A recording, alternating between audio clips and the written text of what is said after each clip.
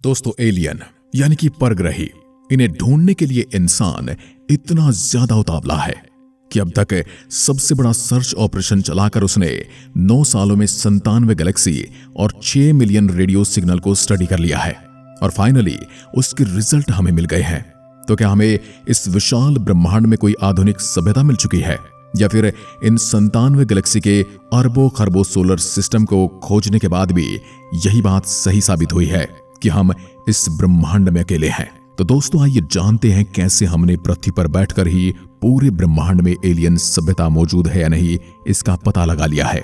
इसके साथ ही हम आपको और भी कई सारे सवालों के जवाब आज के इस वीडियो में देने वाले हैं। आइए शुरू करते हैं। 1960 में जब एक्स्ट्रा टेरेस्ट्रियल लाइफ फॉर्म ढूंढने की मुहिम शुरू हुई थी, तब सबसे बड़ा सवाल यह था, शुरू कहां से करें? तब ऐसे जवाब आया कि इसे एक्सोप्लैनेट ढूंढने होंगे जो हमारी पृथ्वी की तरह अपने सूरज के हैबिटेबल जोन में मौजूद हों। अगला स्टेप था उन एक्सोप्लैनेट पर ऐसे मॉलिक्यूल को तलाश करना जो यहां पर पृथ्वी पर मोस्टली जीव जंतु ही बनते हैं। ऐसे कुछ मॉलिक्यूल्स मिलने से हम एलियन को ढूंढ सकते थे। लेकिन क्या एलियन को ढूंढना इतना आसान था? क्या ऐसे मॉलिक्यूल को इतनी दूर से ढूंढ पाना संभव था? बिल्कुल नहीं। इसलिए नासा और यूरोपियन स्पेस एजेंसी ने 3 बड़े स्पेस मिशन कॉरट, GAIA और कैप्ले को लॉन्च किया, जिनकी मदद से उन्होंने 5572 में से 60 प्लेनेट को शॉर्टलिस्ट भी किया। लेकिन कुछ हासिल नहीं हुआ। अब जब सभी वैज्ञानिक हार मान गए थे, लेकिन तभी आज से करीब 4 महीने पहले अचानक एक ऐसा पेपर पब्लिश होता है कि केपलर द्वारा ढूंढे गए प्लेनेट पर डाई मिथाइल सल्फाइड मिला है, और वो भी एक कॉन्सिडरेबल श्योरिटी के साथ। अब ये इस पूरे मिशन के लिए एक गेम चेंजर था, एक टर्निंग पॉइंट था। दोस्तों, अब नासा एक्सोप्लैनेट की स्टडी कर रहे थे, तब उन्हें एक ऐसा प्लेनेट मिला था जिसका वातावरण बहुत हद तक पृथ्वी से मेल खा रहा था। लेकिन जैसे ही उस प्लेनेट के डेटा को थोड़ा और बारीकी से देखा गया, तब पता चला वहां पर कुछ मात्रा में डाई मिथाइल सल्फाइड भी मौजूद है। उस रिसर्च पेपर में यह मेंशन है कि वो किसी वोल्केनो जैसी नॉन बायोलॉजिकल नेचुरल प्रोसेस से नहीं बना। लेकिन ऐसा नहीं है कि पृथ्वी में इसे आज हम आर्टिफिशियली नहीं बना सकते। इस कंपाउंड को हम आराम से आज लैब में बना सकते हैं। बस हमें हाइड्रोजन सल्फाइड और मिथेनॉल को 380 डिग्री सेल्सियस टेम्परेचर पर रिएक्ट करवाना होता है और आपका डाई मिथाइल सल्फाइड तैयार। तो इस केस में यह हो सकता है कि K218b पर यही कंडीशन मौजूद हो और वहां पर वो नेचुरली बन रहा हो। जब तक हम अपनी डिस्कवरी को कंफर्म करने के लिए K218b पर एक कंफर्म नहीं कर लेते कि वहां पर हाइड्रोजन सल्फाइड और मिथेनॉल नहीं है, तब तक हमें ये पकड़कर चलना होगा कि मोस्ट सर्टेनली शायद वहां पर जीवन मौजूद नहीं है।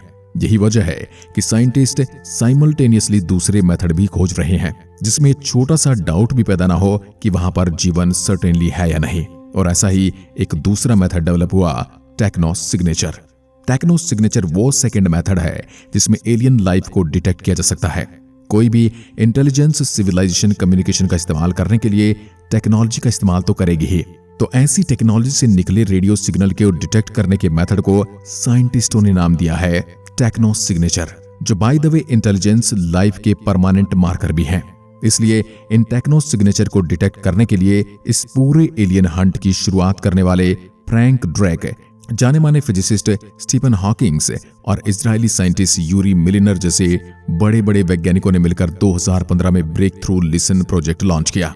इसके तहत उन्होंने मिल्की वे में मौजूद 1700 स्टार्स में टेक्नो सिग्नेचर ढूंढने शुरू किए, क्योंकि उनका मानना था कि कहीं और हो ना हो, सेंटर में मौजूद स्टार्स में इंटेलिजेंस जीवन बिल्कुल मौजूद हो सकता है।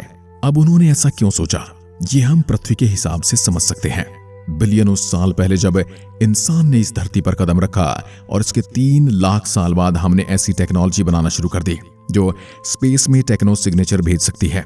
यानी जब हमने टेक्नो सिग्नेचर भेजना शुरू किया, तब तक तो सूरज अपनी आधी जिंदगी जी चुका था। इसका मतलब यह हुआ कि स्टार जितना ज्यादा पुराना होगा, उसके इर्द गिर्द घूम रहे प्लेनेट पर इंटेलिजेंस लाइफ मिलने के चांस उतने ही ज्यादा होंगे।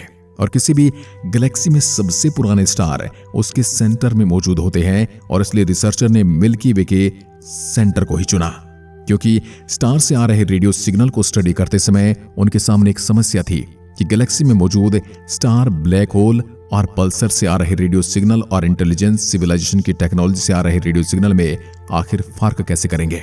इन दोनों में फर्क करने के लिए सबसे पहले रिसर्चर ने स्टार, ब्लैक होल और पल्सार्स के लिए फ्रीक्वेंसी पर रेडियो सिग्नल एमिट किए। इसे स्टडी करना शुरू किया और इनके बीच में डिफरेंस करना शुरू कर दिया। अब इन स्पेस इवेंट्स के रेडियो सिग्नल की फ्रीक्वेंसी का पता लगाने के बाद ये ऐसे रेडियो सिग्नल ढूंढने लगे जो इनसे अलग हों, यानी कि जो प्राकृतिक रूप से बने हुए सिग्नल से अलग हों। अब इतनी गहराई से सोच समझकर इतने बड़े प्रोजेक्ट को अंजाम देने के बाद क्या हमारे वैज्ञानिकों को ऐसी टेक्नो सिग्नेचर मिले जो किसी एडवांस एलियन सभ्यता के बारे में जरा सा भी हिंट देते हों?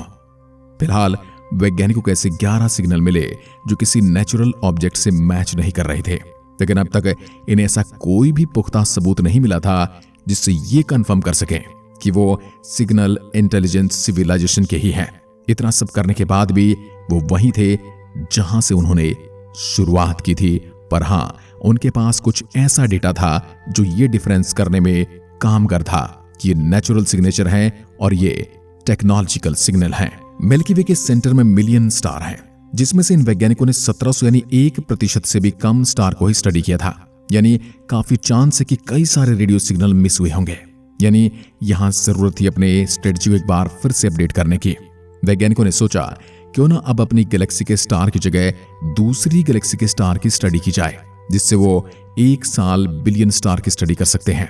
इससे वो एक साथ कई बिलियन स्टार्स की स्टडी कर सकते हैं। इसके लिए उन्होंने 2023 में एक ऐसा मेथड निकाला जिससे वो एक समय में ट्रिलियन ऑफ स्टार्स को स्टडी कर सकते थे।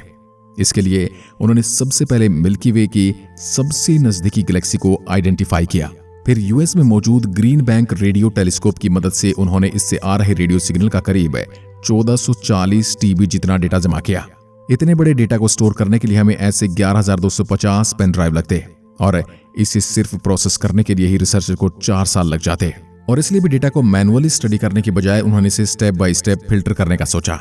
सबसे पहले उन्होंने ये आइडेंटिफाई किया कि उन सभी सिग्नल में कौन कौन से सिग्नल प्लैनेट से आ रहे हैं, क्योंकि उनसे आ रहे रेडियो वेव की फ्रीक्वेंसी सबसे ज्यादा होती है, क्योंकि प्लैनेट अपने स्टार के चक्कर लगा रहे होते हैं। इसके लिए वैज्ञानिकों ने टर्बोसिटी नाम के सॉफ्टवेयर की मदद से सिर्फ उन्हीं सिग्नल को चुना जो डॉपलर शिफ्ट दिखा रहे हों, और फिर इन फिल्टर को लगाने के बाद उन्हें 6 मिलियन सिग्नल मिले जो किसी न किसी प्लैनेट से आ रहे थे। वैज्ञानिकों ने भी सभी सिग्नल को देखने के लिए 5 मिनट के लिए देखा और फिर आगे 5 मिनट के लिए उन सिग्नल से मुंह मोड़ लिया। इससे यह हुआ कि गैलेक्सी से आ रहे सिग्नल अगले 5 मिनट के लिए डिटेक्ट हुए और अगले 5 मिनट गायब। लेकिन जो सिग्नल बैकग्राउंड नॉइज की वजह से आ रहे थे वो अब भी डिटेक्ट हो रहे थे। जब टेलीस्कोप गैलेक्सी की तरफ नहीं देख रहा था, इसलिए ऐसे बैकग्राउंड नॉइज को फिल्टर करने के बाद फाइनली रिसर्चर के पास ओरिजिनल 6 मिलियन सिग्नल में से सिर्फ 1519 सिग्नल बचे। इसके बाद इन 1519 सिग्नल को मैनुअली करके स्टडी करना शुरू किया गया।